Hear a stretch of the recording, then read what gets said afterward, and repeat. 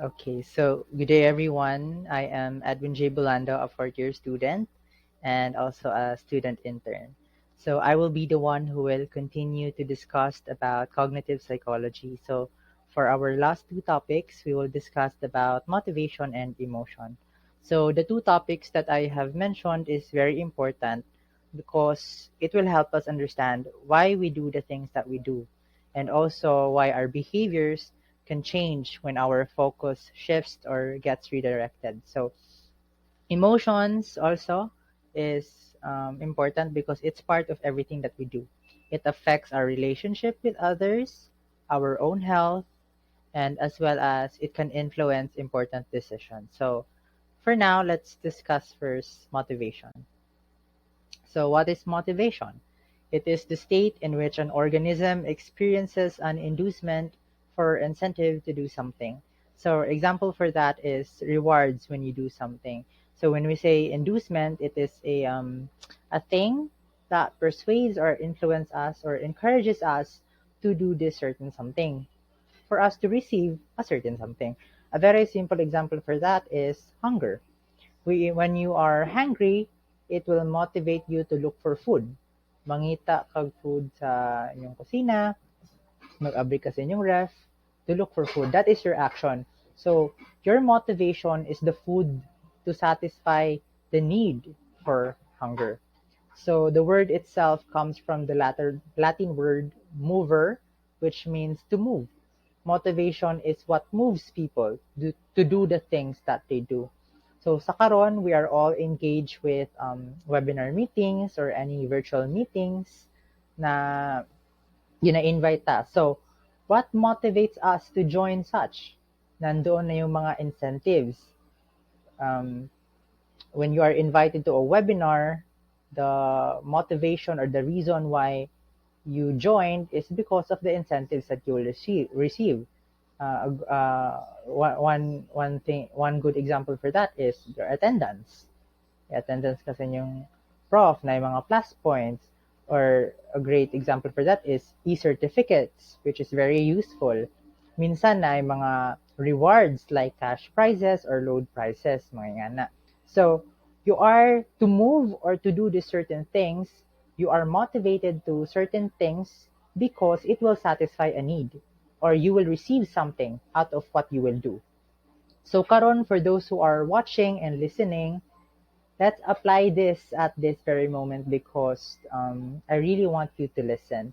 So before we proceed to the next slides, um, what I want you to do is finish this video, and for you to be motivated to really listen to me and finish the video, I will give something. I will give a reward. So let's play a game. For some of the next slides na ay mga clue that you should take note para maka-receive mo something sa ako nga, let's say, special. And not only that nga, ang clue is naalang sa mga slides, pero pod ako mismo ang muingon sa mga clues. So I hope you would really listen, and that is the instructions for now.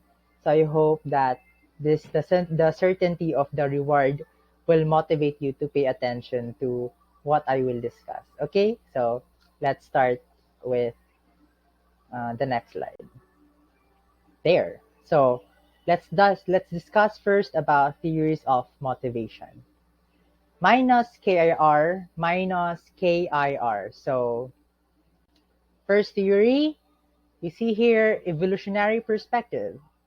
Animals are pre-wired to respond to certain situations in certain ways. So if we talked about evolutionary perspective and relation sa motivation, pinapropose dere that motivation is resulta siya sa inborn or biological nga pattern sa behavior. To simplify, kita daw, or animals, we are born with programmed sets of behavior essential for survival. It said here, animals are pre-wired to respond to certain situations. In the evolutionary point of view, animals and humans, ang atong mga behavior are not made consciously. Ang ginaterm ana nila is instincts or instinctual. Again, it is innate, and determined, therefore, it is natural to us. So, kani daw na mga instincts, this will be the one that will aid survival. So, unsa di ang instinct?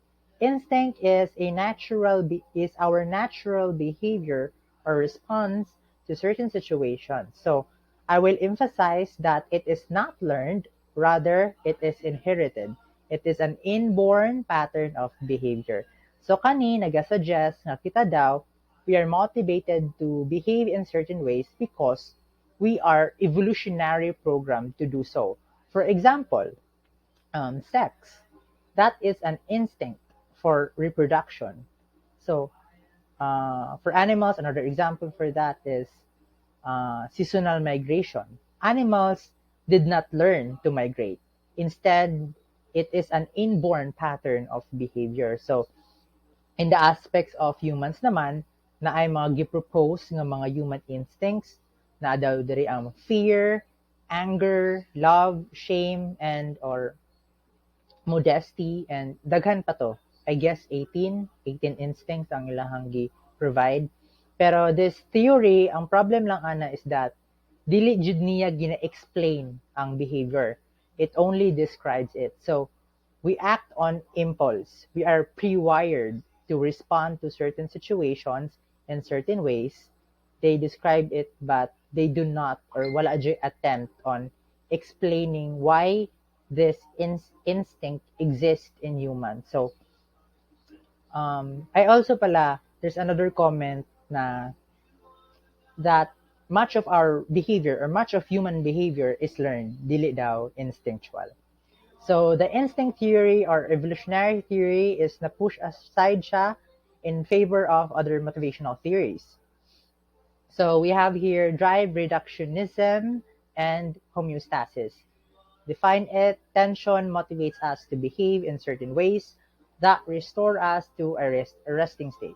So from the definition itself, the drive deals with the tension. The reduction is the action to reduce that certain tension. And ang homeostasis is when your tension is addressed, you will go back to the resting place or the tendency of the body to maintain a steady state. So this is a connection between internal physiological states and outward behavior. So kaning nga theory, kay it shows that the purpose of biological drives is to correct disturbances of homeostasis. So this will stimulate behavior that brings the body back into balance. Again, homeostasis, balance. For example, if in your body it needs foods, it needs food. Therefore, you feel hunger, which is the state of tension or arousal associated with that need. I will then seek to restore my homeostasis by eating something, which is the behavior stimulated to reduce the hunger drive. So it suggests that when people lack some basic biological requirements such as water and food, a drive to obtain these requirements is produced.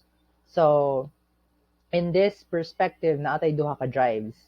The primary drives and the secondary drives. Ang primary drives are innate biological needs. Nadira ang thirst, nadira ang hunger, napodira ang sex. It is usually necessary for our survival. Whereas secondary drives, dili siya directly needed to survive. It's more on sa social or identity factors. Secondary drives are those that are learned through experience or conditioning. Example for secondary drives are the need for money or social approval. Or a good example for that is the motivation for academic achievement. So when we talked about interconnections of secondary drives and primary drives, naa siya.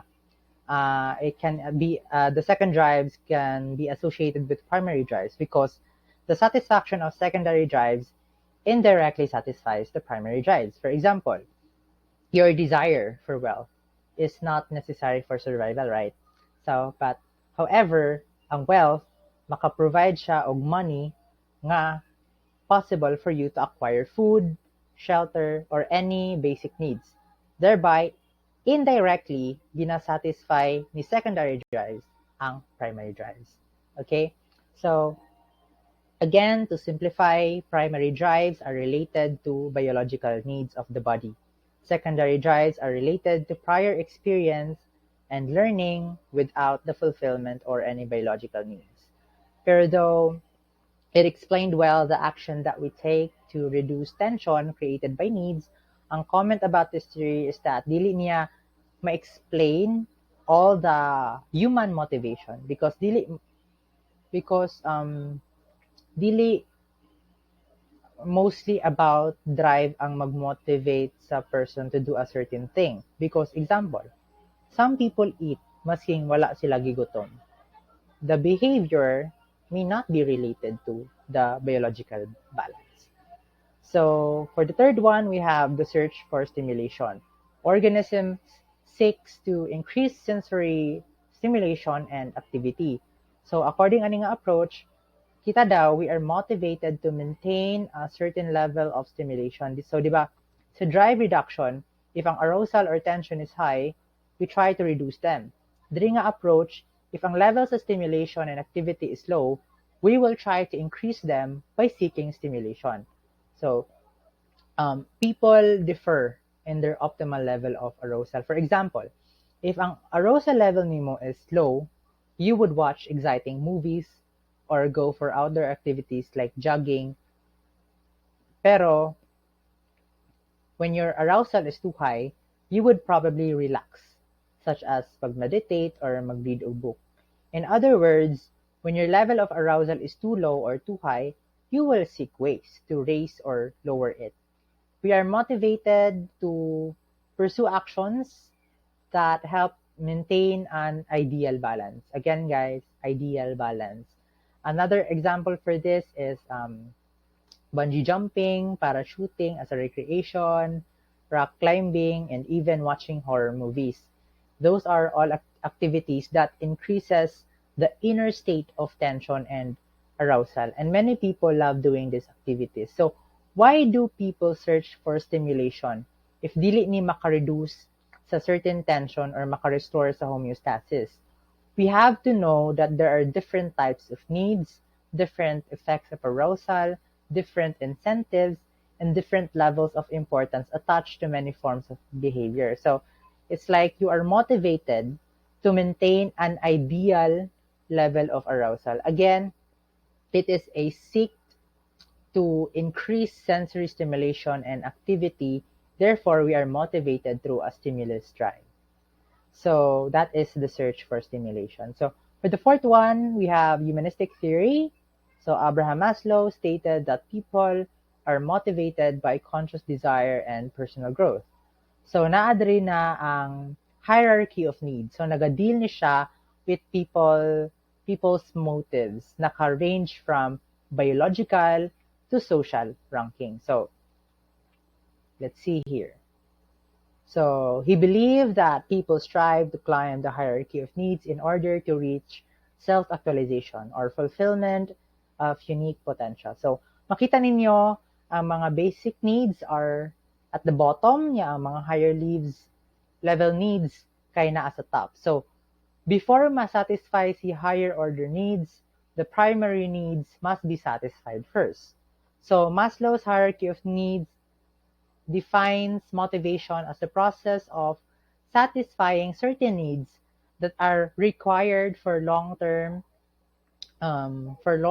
survival and development.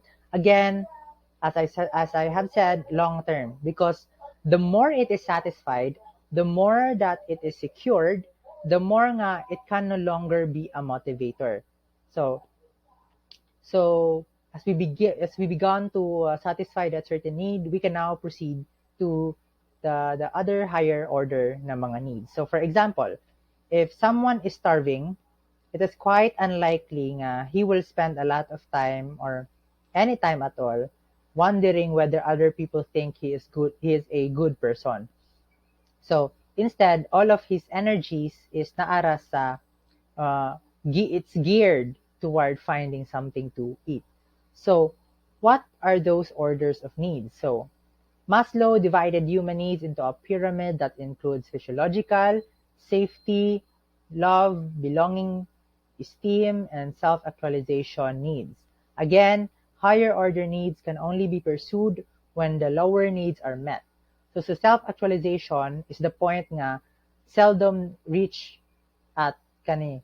So ana si Maslow, limited people lang ang makaabot sa self-actualization because limited people have satisfied the lower needs and achieved their full human potential. So if we talked about self-actualization, it is a realizing of one's full potential.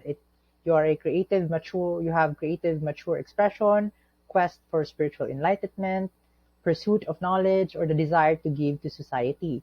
It means you are fully satisfied.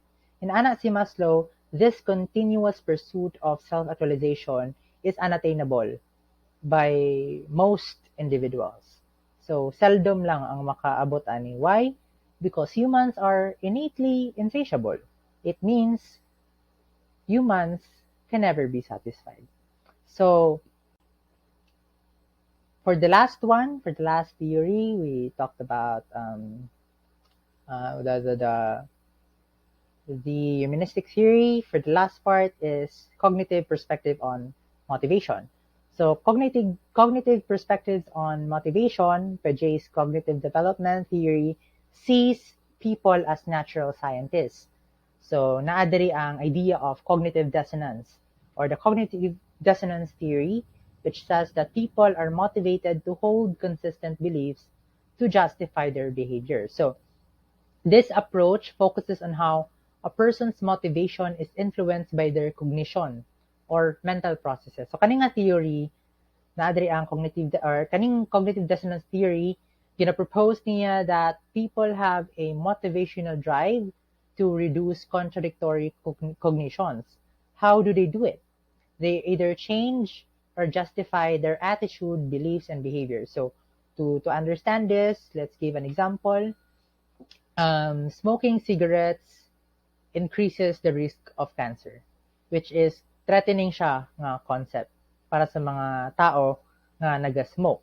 So, when the smoker hears evidence suggesting that smoking might cause cancer, they can either choose to stop smoking or choose to reject it. Since smoking is physically addictive for the smokers, most smokers kay ilahang gina-minimize or gina-deny ang acknowledgement of the risk sa sakit rather than change their behavior. So the addiction is now the motivating factor for smokers rather than the fear of possible long-term medical consequences. So kita as humans ourselves, we tend to see ourselves to be intelligent and rational. And the idea of doing something self-destructive such as smoking causes dissonance.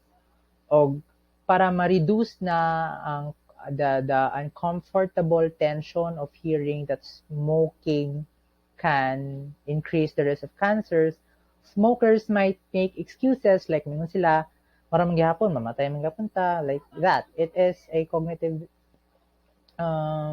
dissonance. You are justifying your behavior. So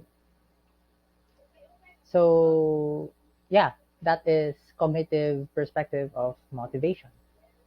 So for the last part of motivation, we will talk about extrinsic versus intrinsic. So here, motivations are commonly separated into two different types based on the nature of the motivator. We have extrinsic and intrinsic. Okay? So extrinsic, it arises from external factors. It refers to motivation by rewards and praises or intrinsic in praises. Sorry. Intrinsic arising from internal factors. It refers to motivation by self-satisfaction. So people thou intentionally pursue certain courses of action in order to gain rewards. So the greater the perceived rewards, the more strongly people are motivated to pursue those reinforcements. So it can arise from outside or extrinsic or inside the intrinsic of an individual. So Ang extrinsic motivation is that people are motivated to do the things that they do because of external rewards. Ang example for that, like ikaw, you might be motivated nga magtrabaho every day because of the monetary rewards na kay sweldo nga madawat. Intrinsic motivation is when you engage in a behavior because you find it rewarding for your own sake, rather than sa mga external reward. For example, gusto kang magtrabaho because simply because you enjoyed the job. So it is a reward from the inside. So that is very this two concept is very simple. So kaning pagpaminaw ninyo sa ako para sa pagpangita ninyo og clues is much more likely an extrinsic motivation. So klaro na kayong clue diri ang slide actually. So we're done with motivation. Let's talk about emotion. So as I said, di ba, motives drives human behavior. But people do more than just behave. They also experience feelings during every human action. So we will discuss about emotion. So what is emotion? Emotion, the term emotion is derived from the Latin verb immover, meaning to stir up or to move. So same lang siya, no, sa motivate, to move. The word, the Latin word, it's actually the source of both of the words motives and emotion. So it connotes a stirred up bodily state. Emotion is a generalized disturbance of the affective process or state of a person, which is revealed by marked bodily changes in smooth muscles, glands, and gross behaviors. So human beings are full of feelings, emotions, and although emotions may be an internal processes, na po yung mga outward physical signs of what people are feeling. So if the motives or motivations are internally caused, emotions are responses to an external stimulus. Example for that, you are jumping for joy because natagaan kag gift. So that is emotion. So let us know the characteristics of emotion. So here are the following. A, it is a state of behavioral arousal varying from deep sleep to high tension. B, it is also a physiological or bodily state that can be measured by physical means. C, it is an experience or awareness of something we feel and an expression exhibited in the behavior seen by others. D, it is a motivating force to what we strive for or try to avoid. So it can be defined as the feeling aspect of consciousness, characterized by three elements. First is a certain physical arousal. Second, a certain behavior that reveals the feelings to the outside world. And third, an inner awareness of the feelings. So to explain this, ang atong body is mag-physically arouse during emotion. For example, if nakulbaan ta, ang atong heart will beat fast. Our heart rate will increase. Also, we are often motivated to take action because of our emotions, such as fear, hunger, or joy. So many of the goals we seek makes us feel good. Many of the activities that we avoid makes us feel bad. So we feel happy when we succeed and we feel sad when we fail. So that is just one example for emotion. So let's talk about this term that is connected with emotion. So I'll give you time to look for the clue. Klaro naman, di ba? So I guess let's go first with feeling. Feeling is that aspect of emotion which is, in a sense, the most important phase of behavior. So si feelings, mao ni ang conscious experience of a certain emotional reaction. So di ba, emotions are reactions unleashed by an external or internal stimulus. So si feelings, mao ni siya ang subjective expression of emotion. For example, you're feeling or you felt disrespected sa isa ka tao. Therefore, it will lead to an emotion of shame or hunger. maglagot ka because you had a feeling or you felt disrespected. So, second is mood. So, moods are mild emotion which last longer and are more temporary in nature. One who is irritable is more predisposed to anger. Low intensity, long-lasting emotional state. So, ang mood, to compare siya sa emotion is kadali lang. It can vary into seconds and minutes. It can last for a minute. While si mood, it varies on minutes to hours. So si mood, nag-affect siya on how a person respond to a certain stimuli. For example, depressed mood creates a bias in favor of responding negatively, whereas a manic mood makes it more likely that a person will respond energetically. So, you have to know the mood of the person before siya mahatagan og certain stimuli because it somehow iyang respond will have a connection sa iyang mood, of course. So, third one is temperament. Temperament is an emotional level characteristic of a person. An example is one may be usually cheerful or grouchy. So, it talks about an aspect of personality concerned with emotional dispositions and reactions and their speed and intensity. So, the term is often used to refer sa kanang to describe a person like easy, slow to warm up, and difficult. So, ang temperament, it really is mostly on how a person behaves. Okay, it's an aspect of personality. So that is how we describe a person's emotional level of characteristics. So we have here preferences. Preferences are the mildest form of affective states and concern with likes and dislikes. Example, one may prefer sedentary occupations to the more active, vigorous one. So from the word itself, preference, mo ni ang what you like or what you prefer most from the presented alternatives. So let's have attitudes. Attitudes are organized patterns of preferences. Example, one may be having a favorable attitude towards dating or smoking. So, di ba, sa preferences, it is defined within the space of alternatives. Mag-provide kag mga alternatives. While the attitudes are related to the different attributes of those alternatives. For example, you prefer a non-smoking guy to date. So your attitude is that you feel disgusted with men who smokes. So okay, so that is an attribute of that certain alternative. Okay? So last one is prejudice. Prejudice are attitudes that have become formulated in advance of scientific evidence, usually unfavorable and held with emotional tenacity. It's sometimes called biases.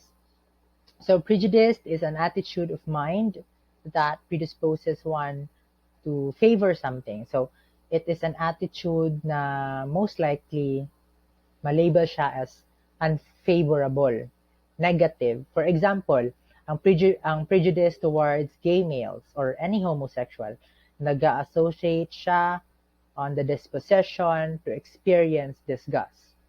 So that is a prejudice. It's a form of attitude that is unfavorable. Okay? So researchers have developed several theories of how emotions arise and are represented in the brain. So minus FIN minus FIN minus FIN. So let me give you a situation. Let's say naamo sa forest for a vacation. Then suddenly you will encounter this bear. Of course, you're going to be afraid. You're going to be afraid for your life of what the bear will do. As of course, the first thing that you will think, it will attack you. So in this situation, we will talk about different theories And we will use this situation in explaining those theories. So let's have first James and Lang theory. So ang mahitabo dire is that you first notice the stimulus, which is you see the bear. And then after you notice or you have seen the bear, you will start having physiological responses such as heartbeat. Your heartbeat will increase, it will go fast, and then you will start sweating. Then after that, you will have emotional feeling. You will realize that you are scared.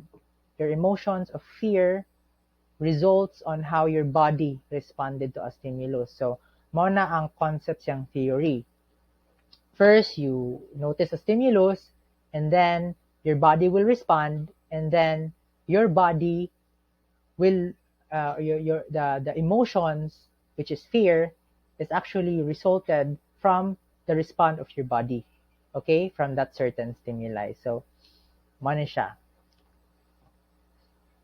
So yeah, we see a bear, and then we get to arouse bodily arousals, which is kanang increase in yung heart rate, and then mag-sweat mo, and then it will result into the emotion fear. So mana ang concept ni James Lang theory. So si Canon Bard, ang yahapod, again you first notice the stimulus, the bear. So you will have physiological responses. Your heartbeat will go fast, and then you will start sweating. But at the same time, you will also experience the emotion. So again, at the same time, you will experience both. So si thalamus, in turn, it will alert the cortex and the hypothalamus for action. Si cortex, mag-produce siya emotional feelings o emotional behavior.